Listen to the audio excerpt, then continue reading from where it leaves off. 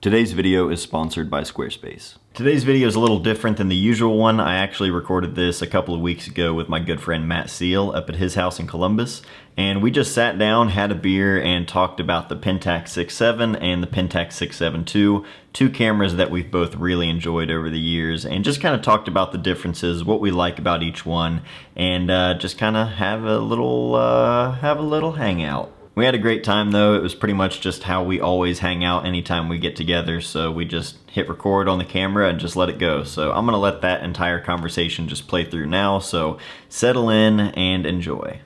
I'm joined today by my good friend Matt Seal. We're here at his house, and we're here to talk about a couple of cameras because as I mentioned to you, there are some videos that I made years ago that I would like to redo just to kind of revisit things. And one of the topics in an older video that I did was the Pentax 6.7 versus the Pentax 6.7 II, because I had both and I was selling my original Pentax 6.7 because I had just fallen in love with the 6.7 II.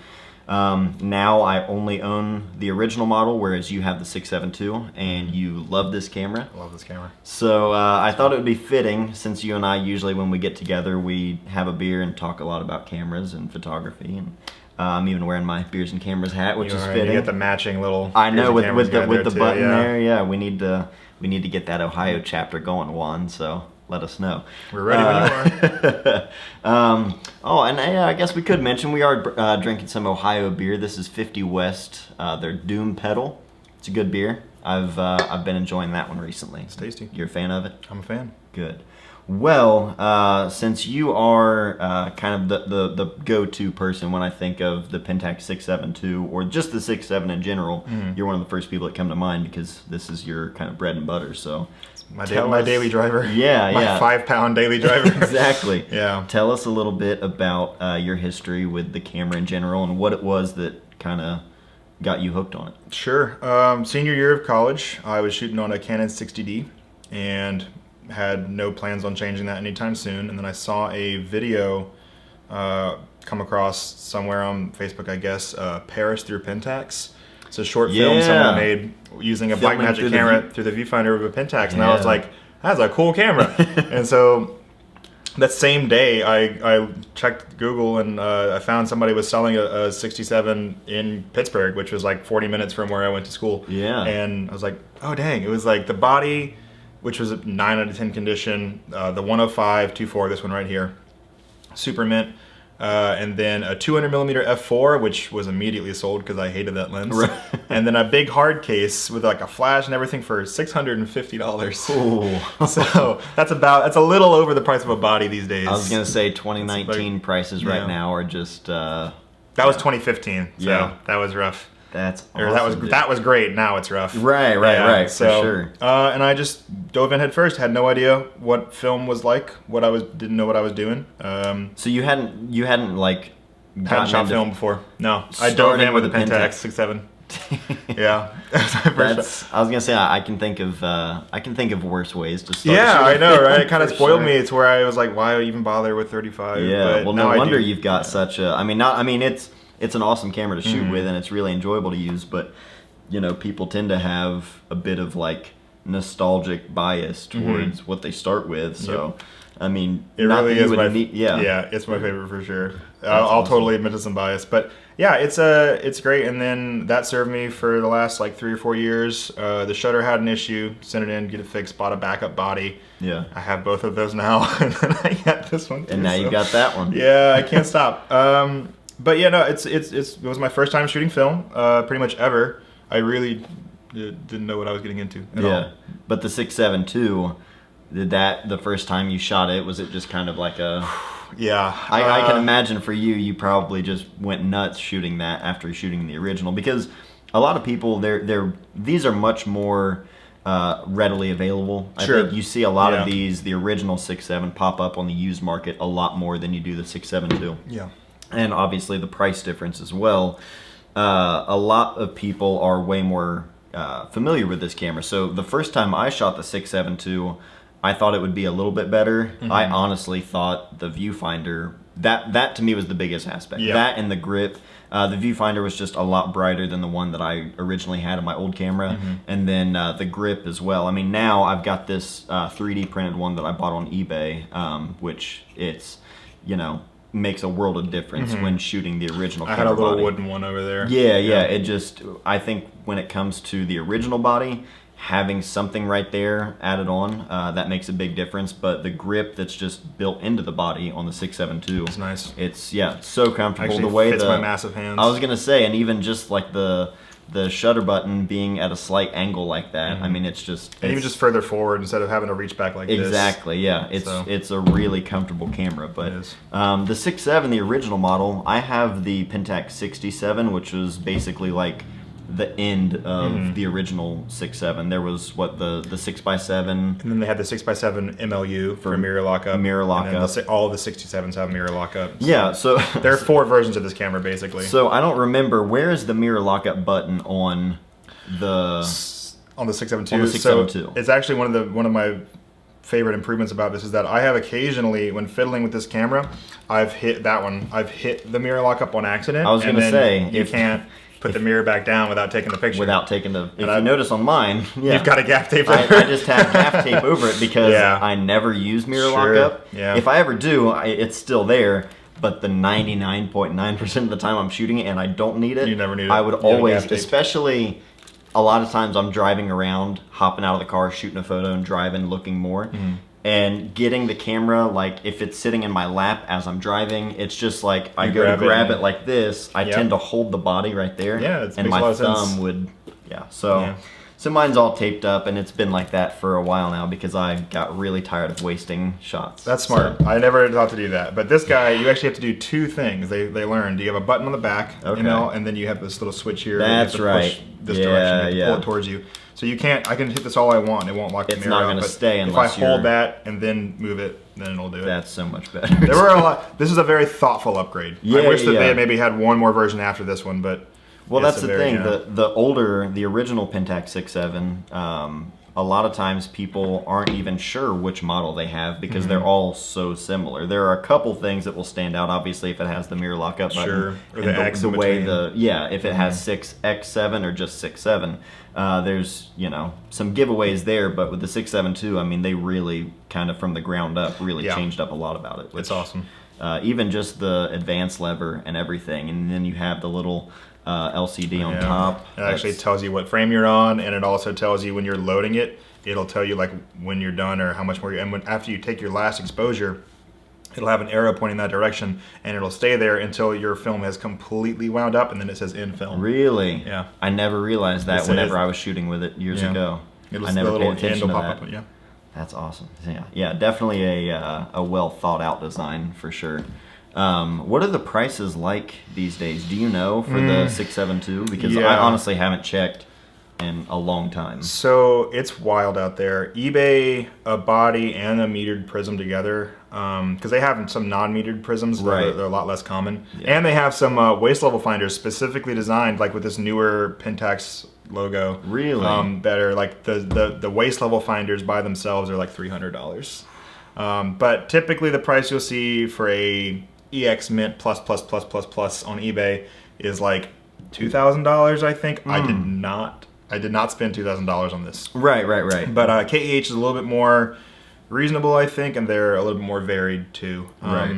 There's a super nasty maroon brown version of this camera. Really? Limited edition. It goes for $4,000 to $5,000 on eBay. It's the ugliest camera I've ever seen. I was gonna say, were you saying nasty in a good way or a No, bad way? bad. It's not good. It's, Well, when you said maroon brown, Sorry, I'm no, assuming it's- it's probably maybe not it's great. mostly brown, but it's just ugly. That doesn't sound And great. They didn't make any matching lenses. Is it like the body or the leatherette? body and prism and everything is all different? Oh, Yeah, it's super that's nasty. like that.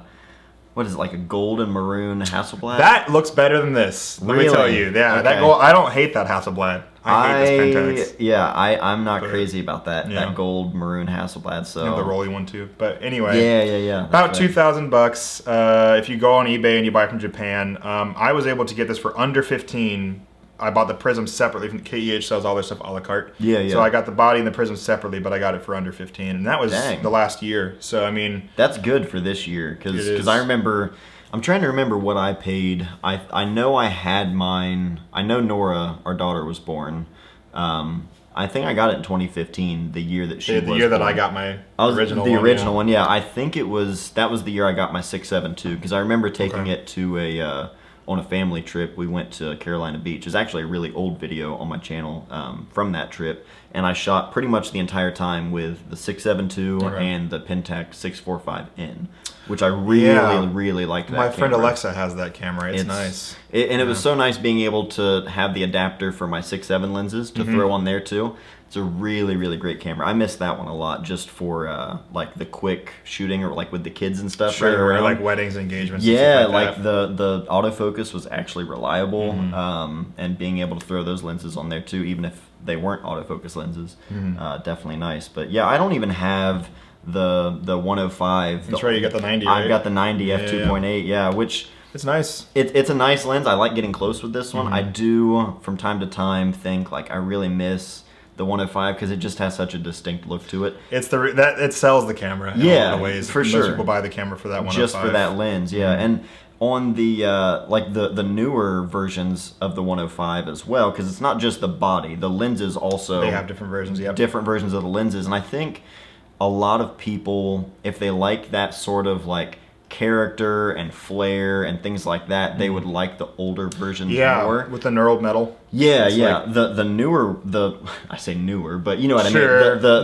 late newer, 90s. Yeah, that version is like completely clean. I mean, it's insanely sharp. It's really sharp. It just, like, and another thing you kind of have to worry about, especially I think with some of the original 105s, a lot of them have that like that yellowing in the glass. You have to. There's a lot of ways to take care of that, but it typically ends up being you wrap it in tinfoil and set it in a windowsill for a day. It's because it's radioactive. Right. So, which is fun. Yeah, I was gonna say I know a lot of people they like the more just kind of like unpredictable and vintage look of things like that, like older glass and older coatings. But whenever I had the upgraded or the updated 105.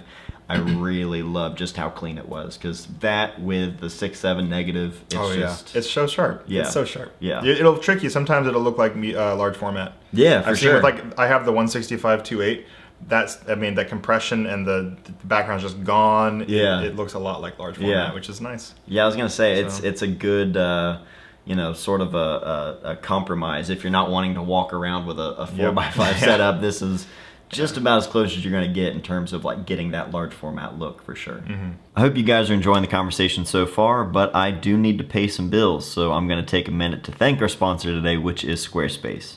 I've personally been using Squarespace for my own website, and I've been recommending it to people for years, long before they ever actually became a sponsor of the channel, because their service is that good. They have tons of templates to choose from that all look great, and it's extremely easy to use, but even if you do run into an issue, they have award-winning 24/7 customer service that's always willing to help. If you'd like to try a free trial of Squarespace, you can do so at squarespace.com, but if you want to get signed up, I can save you 10% off your first purchase if you sign up at squarespace.com/mattday. So in terms of like some of the differences between the cameras, what are some of the biggest things people should at least take into consideration? Because I think a lot of people, if maybe they're new to medium format, if they're new to film in general, maybe they don't know what the differences are. So what are some of the big things that stand out to you in terms of like that make the 6.7 II worth the upgrade, aside from the grip and the so not the fact that the 120 and 220 start lines are in the same place. Right, exactly. Because that's a big difference too. That was a game changer. No. Yeah. Number one reason I bought this camera was the meter. It has an extremely accurate. I shot 10 rolls of film in Oregon. That's right. I remember you saying that. Just this meter. There were only 2 or 3 moments where I was like, this shot is so important. I have to double check with like a digital camera. But the 90% of those 10 rolls I shot just with the internal meter, and it nailed exposure every single time. That's awesome. And it has matrix value, or like center weighted and spot. So it's not just one simple thing. Like you can switch. And I did that a lot of the times if I was in a very complex lighting scene. I would switch to spot, get a couple of spot readings, switch to average, and then trying to figure out what matrix, kind of figure out what I wanted to do from there. So that's the number one reason I bought it. Another big reason that people might want to get this is that there actually is an automatic shutter speed mode, which will do half stops if it thinks that that's a more accurate Really? shutter speed. Yeah. So those I are never the, realized that. the two biggest reasons. And there actually was a factory modification you could have done for third stops, or so it has been explained to me. And you could also getting your slide film just right. Yeah. There's also I know that you could at least do half stops. I'm told you can do third stops, but then there's another factory modification. You could have another strap lug put over here so that you can wear it like a normal camera instead of sideways. Yeah. Don't think Pentax is going to be doing that for you anymore. Probably not. But back in the day, you could get that new.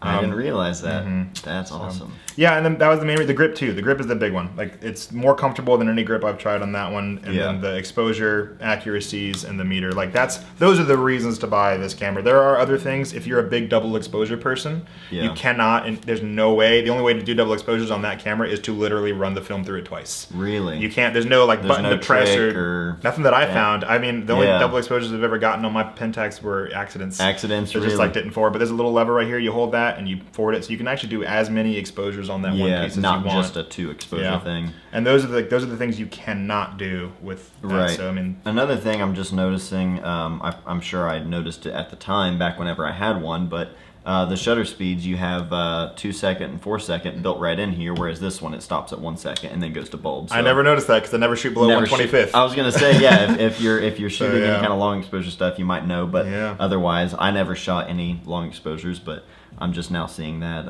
as I'm kind of like looking at everything in person side by side because there's a lot. Yeah. A lot of little things here. Let me see, because I remember. Oh yeah. The grip is just the grip is nice. It's so nice, man. One of the things they did not fix about this camera is its horrible flash sync. It's still a 1/30th of a second, even after you spend over $1,000 on your nice medium format camera. You're still stuck at 1/30th of a second. Yeah. Which that's another thing that people always ask about the Mamiya RZ67 or the Pentax 67, and people are like, which one should I get? And they're very different cameras.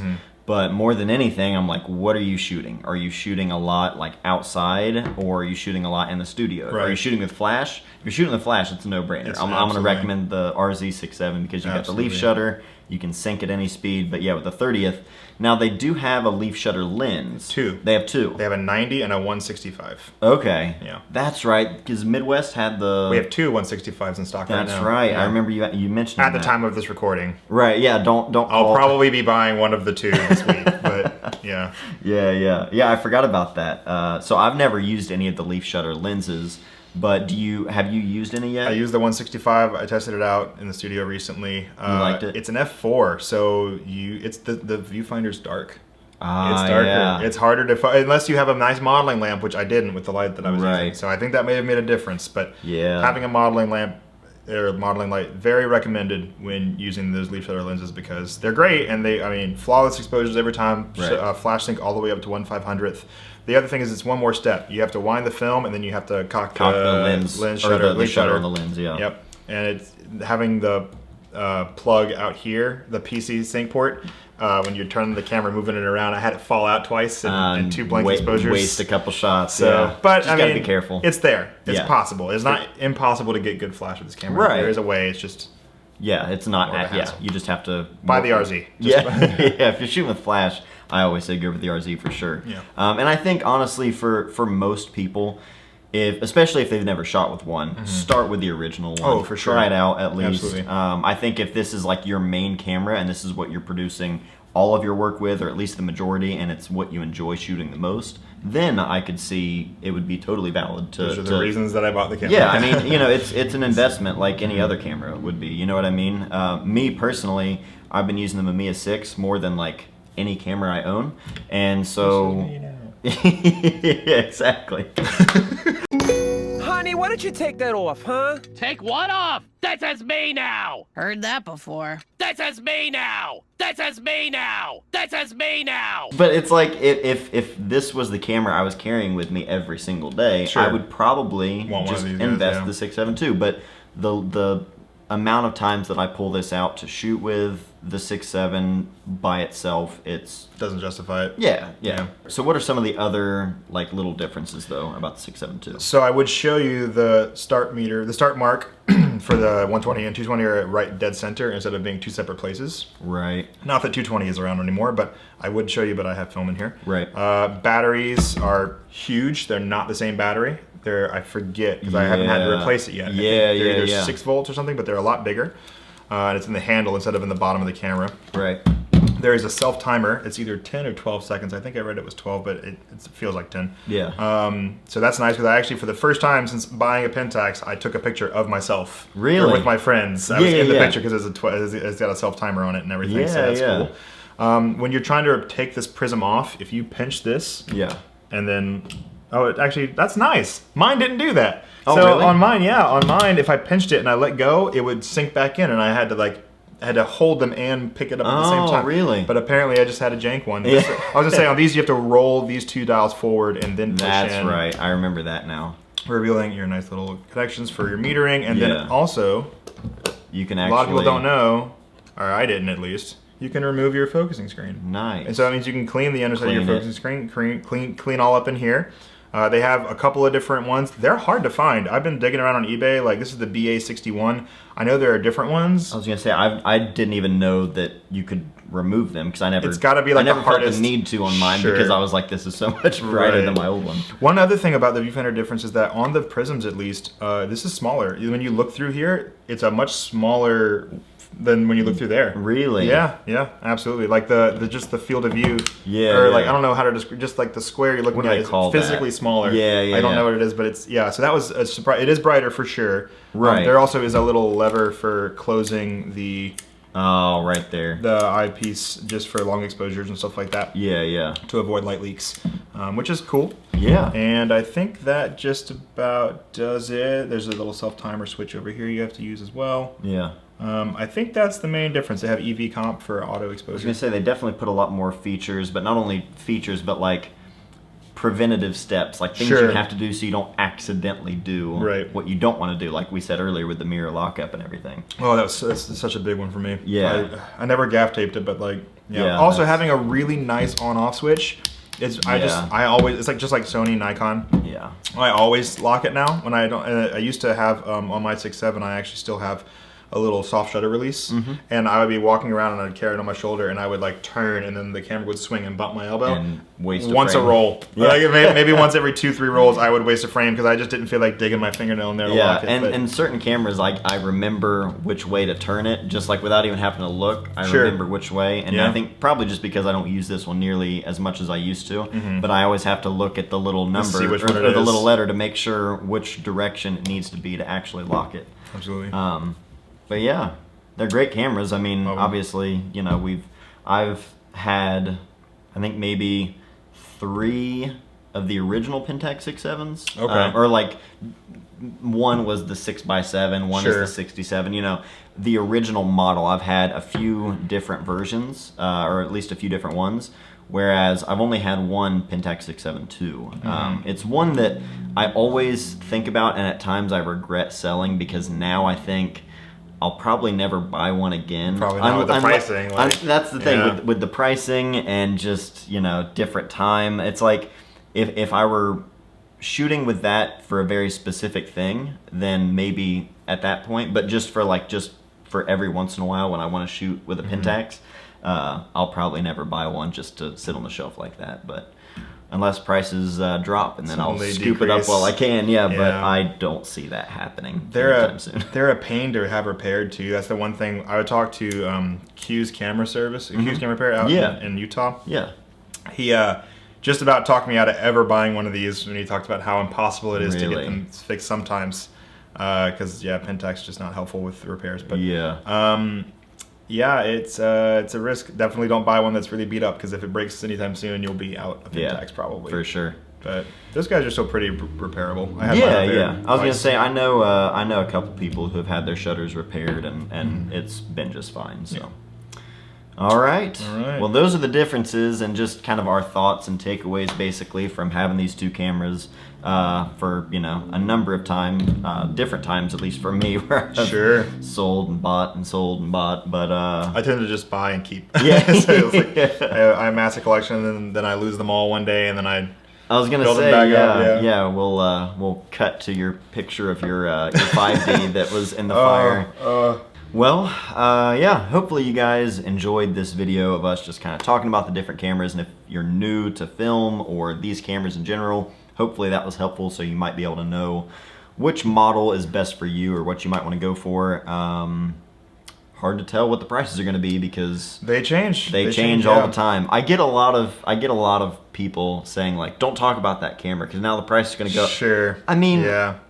I've done this. I've been doing this for the last like 5 years. It's just more people are shooting film now than they were 5 years ago, and so some cameras are definitely going to go up in price. Yeah, and then like Jose with the Contax 645. Yeah, yeah. But it's like, I feel like that's a good problem to have. Sure. Where more people are shooting film, more film is being brought back, you know? So that's what I always tell people is like, if you are a film shooter, you're probably preachy about it because you want, if people quit buying film, then you can't buy film. Yeah. And then you can't do what that's you what love I'm to saying, do. man. So. Yeah. And everything rises with it. So. Yeah. All right. Well, yeah. Thank you guys again. I hope you enjoyed the video. If you did, let me know in the comments. Matt, let's drink some more beer and play some games maybe. Sounds good, man. Awesome. All right. Thanks for having me, dude. Thanks for coming. All right. I just drained it the last second. Or I would, yeah. My body. I felt every muscle in my body that whole time. I was like, I'm being watched.